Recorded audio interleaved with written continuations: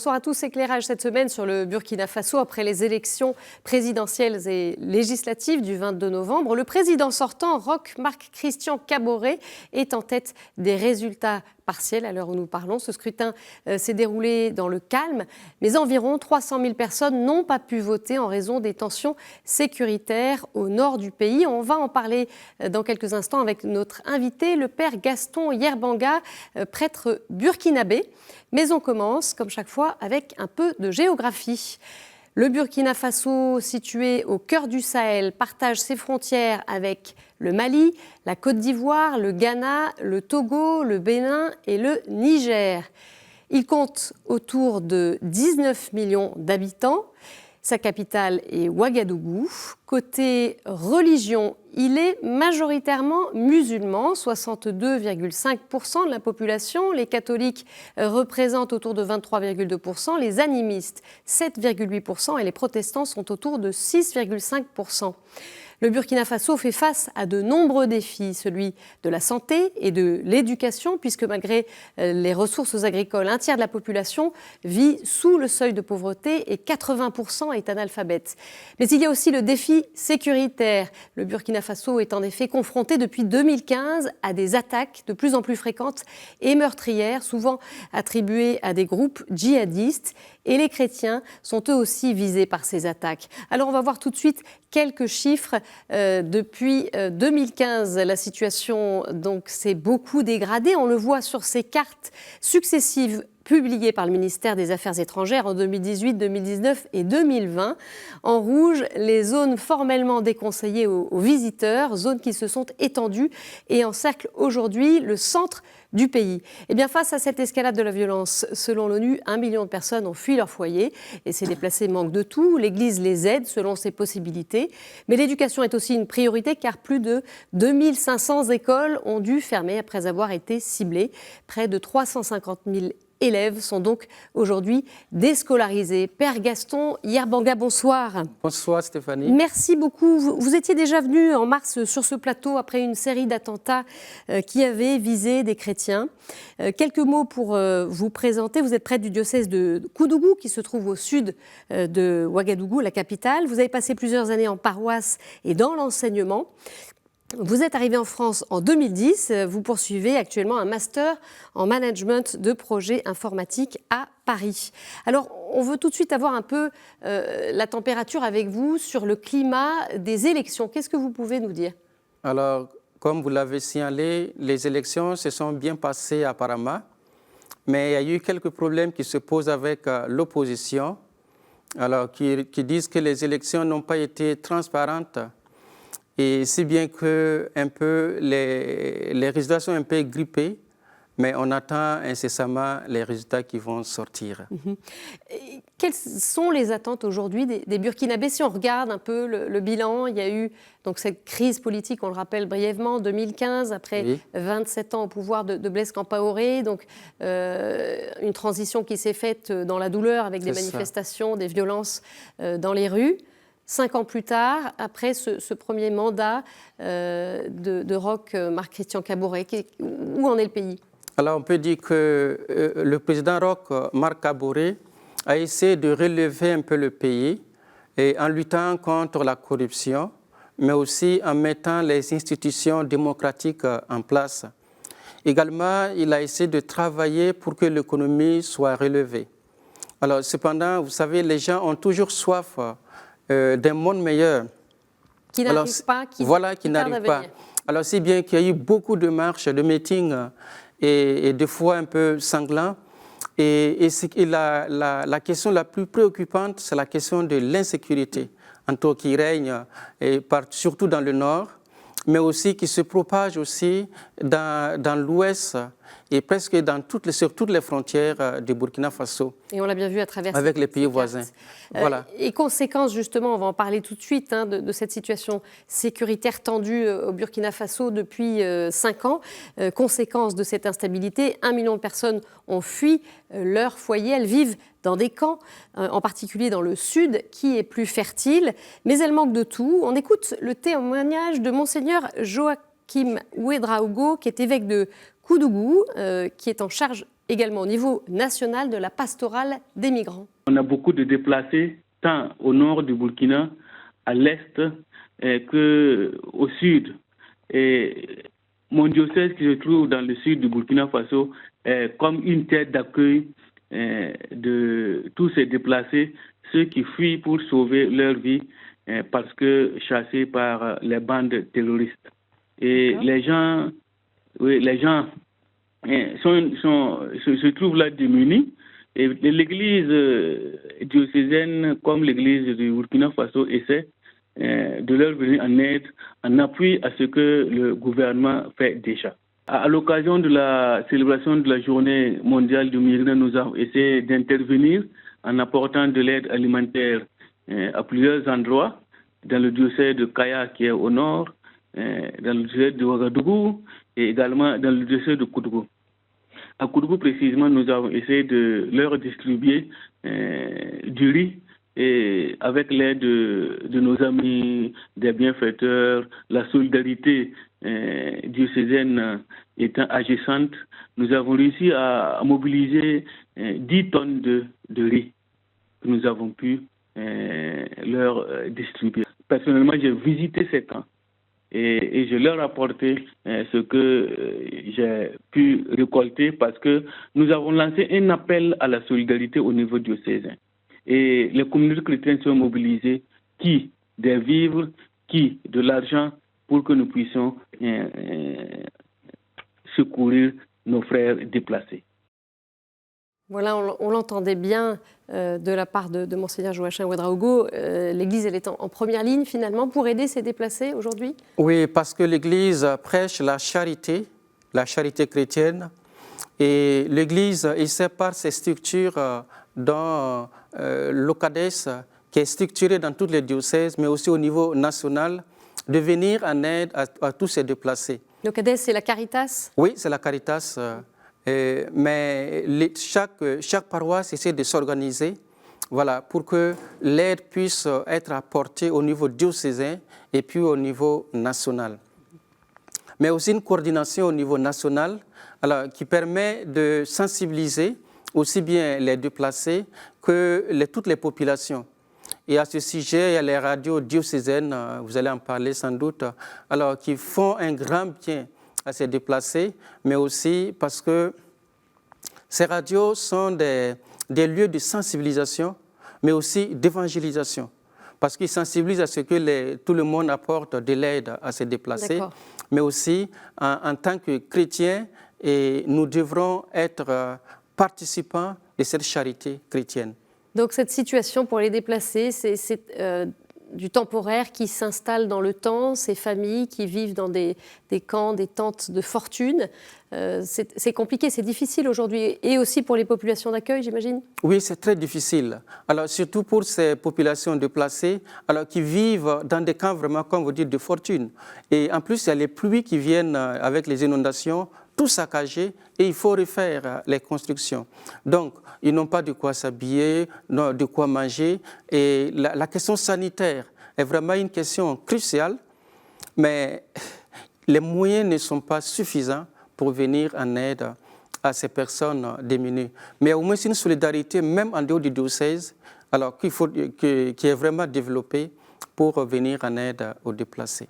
Alors, il y a une autre conséquence de cette crise au nord, on le disait, ce sont des fermetures d'écoles, 2500 écoles qui ont dû fermer leurs portes. D'autres qui se trouvent dans des zones un peu plus sécurisées arrivent cependant à poursuivre leur mission. On écoute le témoignage de sœur Suzanne Roamba, directrice d'un collège catholique au nord, à Dori. À Dori, là où je suis, je peux dire que négativement, il y a eu une baisse des effectifs dans nos classes parce que des gens ont quitté les lieux pour rejoindre là où c'est un peu calme. L'école est confiée à des sœurs religieuses qui essaient aussi d'inculquer ces valeurs qu'elles jugent bonnes pour la cohésion sociale. On ne force pas qui que ce soit pour devenir chrétien, mais on essaie de prôner le vivre ensemble dans la paix, dans la joie et dans la fraternité.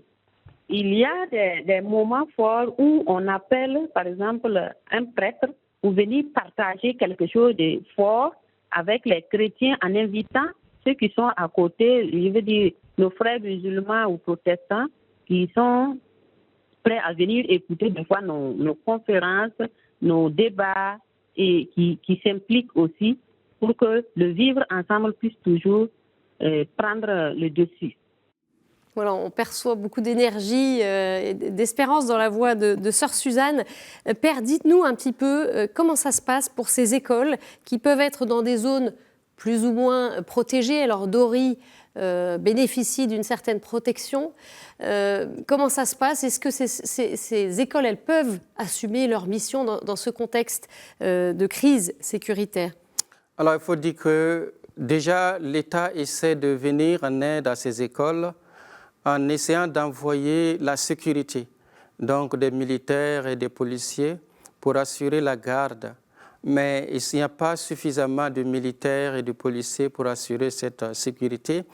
Alors, tout de même, dans les chefs-lieux de province comme Dori, là où se trouve la sœur Suzanne, on peut dire qu'il y a beaucoup de militaires et comme c'est un centre-ville, il y a moins d'attaques.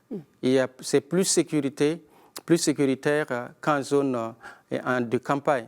Donc, au-delà, à l'extrême nord, alors c'est un peu difficile en fait de protéger ces zones-là parce que les djihadistes entrent vraiment dans ces zones pour semer la pagaille et un peu lutter contre l'école. Parce qu'en fait, leur objectif, c'est que l'école française, si on peut le dire, n'existe pas. Voilà, qu'on puisse effacer cela. Parce que pour eux, l'éducation doit être musulmane, toujours musulmane. Est-ce qu'il y a en parallèle justement un développement, un essor des écoles coraniques notamment? Oui, mais en fait, ces écoles coraniques ne sont pas là pour contrecarrer les écoles chrétiennes catholiques, mais c'est surtout aussi pour apporter au niveau des musulmans et une éducation musulmane pour les enfants musulmans. Mais il n'y a pas en fait de contradiction ou bien de lutte féroce entre les écoles catholiques et les écoles musulmanes. Mais est-ce que les écoles catholiques restent ce lieu de mixité aujourd'hui, chrétiens, musulmans? Oui, les écoles catholiques restent vraiment ouvertes à toute personne, donc aux musulmans, aux chrétiens, aux protestants, aux animistes. En fait, il n'y a pas de ségrégation dans les écoles catholiques. Inversement, les musulmans continuent à y aller, les familles musulmanes scolarisent toujours leurs enfants. Oui, et la plupart du temps, les fonctionnaires, en tout cas, mettent leurs enfants dans ces écoles. Voilà, qu'ils jugent très efficaces et bien rentables pour la scolarisation des enfants. Et quelle est la spécificité aussi de ces écoles catholiques par rapport à cette mission de paix, de vivre ensemble? Alors, à l'école catholique, on enseigne déjà quelques notions de la religion catholique, mais aussi quelques notions de la paix sociale alors, à développer dans tout le pays. Et moi, je me souviens, j'ai fait une école catholique, un collège catholique qu'on appelle Collège Joseph Mukasa. Et là, il y avait aussi des musulmans, donc des musulmans, des protestants. Et il y avait aussi des temps de prière. On ne forçait pas les musulmans ni les protestants à venir, mais la prière était ouverte. Il y avait des messes où des musulmans venaient. Après, ils se disent, mais ce n'est pas possible, on accepte que nous partions à ces messes-là. On dit, oui, c'est ouvert. Et là, on cultive un peu la fraternité. Et en plus, il y a aussi des mouvements d'action catholique alors, qui essaient de collaborer avec les mouvements musulmans. C'est bien qu'il y a une certaine cohésion sociale qui se tisse à travers ces relations entre membres de mouvements. Donc ça favorise cette cohabitation paisible. C'est ça. Et on l'entendait aussi, la sœur qui parlait de ces conférences qui peuvent avoir lieu, des débats au sein de l'école auxquels peuvent participer des protestants, des musulmans invités à venir aussi. Voilà, dans les écoles catholiques, donc les lycées comme les collèges, il y a ce qu'on appelle des semaines culturelles. Et pendant cette semaine culturelle-là, alors ils font des conférences, ils font des jeux, ils font des sports, voilà, des jeux collectifs et qui impliquent tout le monde. Donc, il n'y a pas que c'est des catholiques qui sont là, non, c'est tout le monde. Que tu sois de religion musulmane, protestante, voilà, tout le monde est invité. Vous en parliez, Père, des radios catholiques qui, dans ce contexte d'extrémisme, jouent un rôle important. Elles donnent la parole à toutes les religions pour favoriser une bonne entente entre les communautés. On écoute l'abbé Maxime Zongo, directeur de la communication pour le diocèse de Koudougou. Alors, même si sa région n'est pas touchés par des violences, eh bien, les auditeurs expriment des inquiétudes. Actuellement, il y a une incompréhension, il y a la peur, il y a l'incompréhension. La population ne comprend pas que des Burkinabés puissent justement s'engager, se lever et puis assassiner, tuer d'autres Burkinabés sans raison. Et ce qui est étonnant, puisque jusqu'à présent, nous ne savons pas les mobiles exacts justement de ces actes terroristes-là. Et rien n'est demandé de la part du côté justement des djihadistes. Ils ne disent pas les raisons profondes justement de ces actes-là. Donc ça fait qu'il y a une certaine consternation, une certaine peur. Et justement, puisqu'on ne sait pas pourquoi trouver la solution à ce problème, il est beaucoup plus délicat. À travers les émissions que nous mettons en place au niveau de la radio, et étant donné que le contexte social est marqué par justement une certaine insécurité, et nous organisons du moins des émissions au cours desquelles nous faisons appel à toutes les confessions. Et nous faisons appel aux musulmans, aux protestants, aux adeptes de la religion traditionnelle. Et autour d'une table, nous pouvons discuter pour ensemble chercher les voies et moyens pour justement instaurer une certaine paix au niveau du pays. Donc, nos radios actuellement, nous sommes là, nous relayons le message non seulement de nos évêques, nous relayons les messages qui font la promotion de la paix et de la cohésion sociale. Et ces radios, Père, elles peuvent continuer à s'exprimer tout à fait librement dans ce contexte tendu. Elles peuvent dire ce qu'elles souhaitent dire. Oui, les radios sont un peu protégées et parce que les radios se trouvent en ville. Mais ce qu'on peut dire, l'impact de ces radios est vraiment grandiose. Parce que je me rappelle encore Monseigneur Justin Kientga du diocèse de Wayuguia, alors qui me disait que dans leur diocèse, ils ont essayé de parrainer des radios, l'achat des radios pour envoyer dans les villages, afin que les villageois puissent avoir de quoi écouter et de quoi s'alimenter aussi, spirituellement, mais aussi de tout ce que ces radios donnent comme message. Parce qu'on peut dans les grands villages, dans les villages très reculés, il n'y a pas de télévision, il n'y a pas de courant. Alors les gens ils se débrouillent juste pour avoir quelques bonnes informations.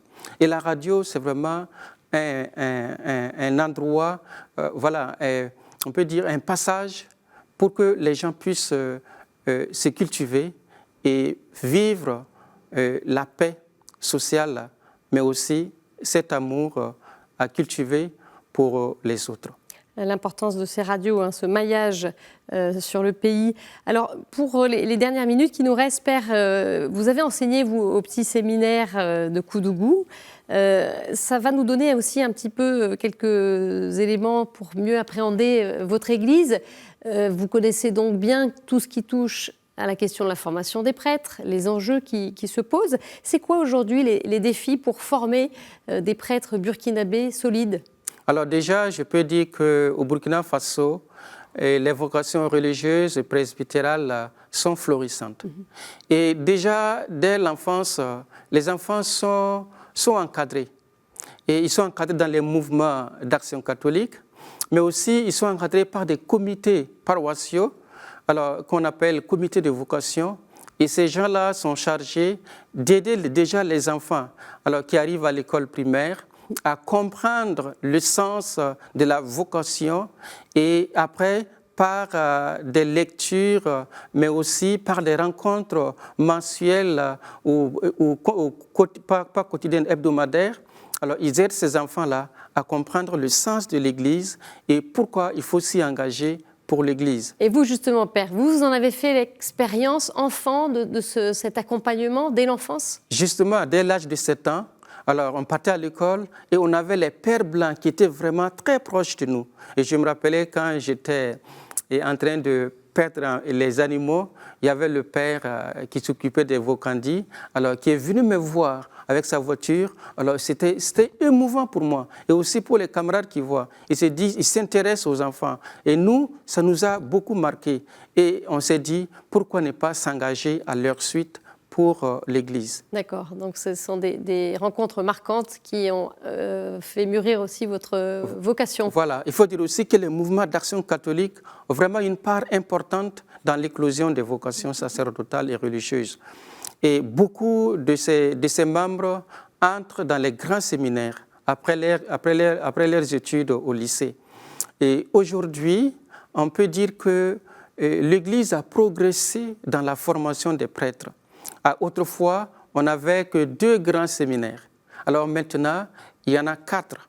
Donc, un séminaire pour politique, un séminaire pour la formation philosophique et 2 séminaires pour la formation théologique, pastorale et biblique. Et en même temps, avant, on avait une formation de 7 ans. Et maintenant, il y a la formation s'étend à 9 ans. D'accord. Donc, 1 année en propédeutique, 3 années de licence, et 3 années de séminaire philosophique pour une licence et après 4 années de formation théologique, pastorale et biblique.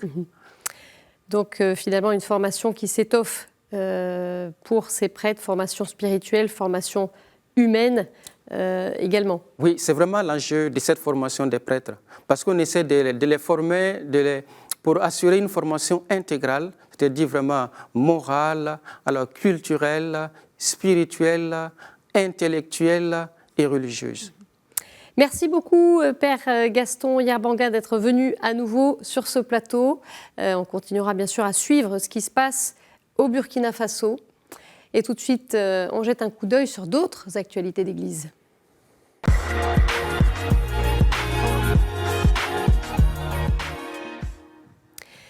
Et on prend des nouvelles du Liban, traversé depuis plus d'1 an par une profonde crise économique et politique. Un Libanais sur 2 vit aujourd'hui sous le seuil de pauvreté face aux difficultés financières des familles. Cette crise met en péril l'avenir des écoles. Un exemple à Baalbek, à l'est du pays. La congrégation des Sœurs de 5 heures de Jésus et de Marie gère un établissement scolaire de plus de 800 élèves, du primaire au lycée. La plupart sont musulmans. L'établissement comptait plus de 1000 élèves il y a 3 ans, mais les effectifs chutent car les familles n'ont plus les moyens de payer les frais de scolarité. Autre difficulté en raison de la pandémie de Covid-19, les cours sont donnés depuis la rentrée par visioconférence. La congrégation a déjà fermé 2 établissements ces derniers mois et celui de Baalbek est aussi aujourd'hui menacé de fermeture. On écoute le témoignage de sœur Georgette Calaf qui dirige cette école. Le gros problème, c'est la situation financière. Donc, s'acquitter de la scolarité de leurs élèves, c'est une chose tellement difficile. C'est la classe moyenne des parents, c'est des agriculteurs, c'est des officiers, et il y a beaucoup de familles aussi nécessiteuses. Si ça continue comme ça et ça perdure d'une année à l'autre, impossible. Si vraiment il n'y a pas un soutien de l'État. Or, l'État, malheureusement, il est en déficit. Déjà, nous avons 2 collèges qui ont été fermés. Donc, je dis, la fermeture du collège, vraiment, ce serait un grand dommage pour la ville. Voilà, j'ajoute que KTO vous propose une série de 4 reportages inédits réalisés au Liban. Vous pourrez les voir chaque jeudi à 21h30 sur notre antenne ou sur notre site internet. Alors celui de cette semaine est consacré à la reconstruction des hôpitaux et des écoles, une urgence après l'explosion du 4 août ayant dévasté le port de Beyrouth. Et puis le 3 décembre, il s'agira d'un reportage sur l'action menée au Liban par l'œuvre d'Orient. Le 10 décembre sur le rôle essentiel des écoles chrétiennes qui sont pourtant menacées de fermeture. Et enfin, le 17 décembre, le dernier reportage de cette série portera sur l'aide alimentaire portée aux populations. Le Conseil des Églises du Moyen-Orient soutient les Arméniens du Haut-Karabakh dans une déclaration intitulée « Justice pour l'Artsakh », le nom arménien de cette région, publiée le 23 novembre.